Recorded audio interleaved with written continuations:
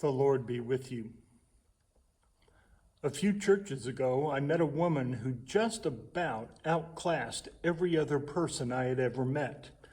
To call her elegant just did not come close to doing her justice. She always wore a dress to church, complete with white gloves. She was not snooty in the least, just very polished and mannerly. To watch her walk down the aisle of the church, you would have thought she had practiced every step with a book balanced on her head. When we were moved from that church 2 years later, she was in a wheelchair with a pad placed in it so she could not get up from the chair on her own. She cradled a small doll in her arms and sometimes forgot the name of her husband of almost 50 years. I have encountered some form of dementia in every church where I have been sent to serve God. Like cancer, I doubt there is a person among us whose life hasn't been touched by Alzheimer's disease or another kind of memory loss. And the descriptions by loved ones of this disease break even the hardest of hearts. It's like saying goodbye to the person twice.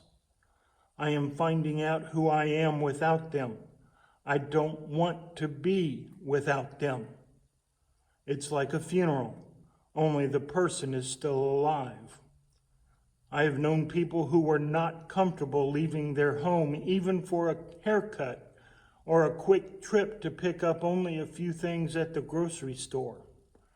I asked the husband of the very polished woman I told you about how he kept going. I will never forget what he said. "Steve, I look for Easter eggs, those beautiful, wonderful moments that surprise you with how much life is in them." And he would then tell me of stories about life with his wife that were filled with joy. Yes, he answered the same question many times during the course of a day. Yes, he had to depend on help from so many family and church members. But even that help was one of his Easter eggs. It was such a wonderful surprise for him to discover how many people cared so deeply about his wife and himself. "Steve, I look for Easter eggs, those beautiful, wonderful moments that surprise you with how much life is in them." Great strides have been made in the last few years. Medications have been approved that significantly slow the progression of the disease. Memory centers and hospitals and assisted living units are a big help in making sure that loved ones get trained people who can offer proper care and medical expertise. They make a huge difference in a family's life and in the life of the one you love.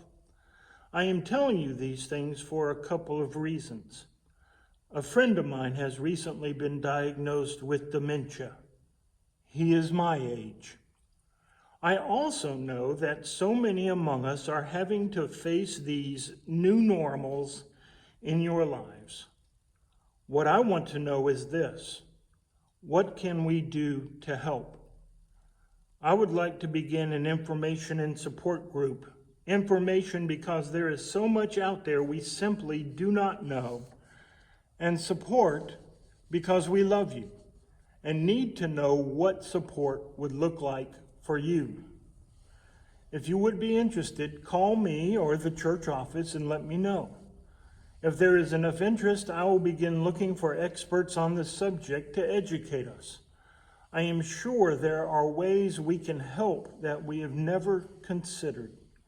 Dave, if you are hearing this, you and I have been discussing a project. This might be something to consider as one of the longer-term classes. Please let me know what you think. All of you, please let me know what you think. My only purpose in this is to offer you hope and to help you find Easter eggs, those beautiful, wonderful moments that surprise you with how much life is in them. God bless you all. Amen.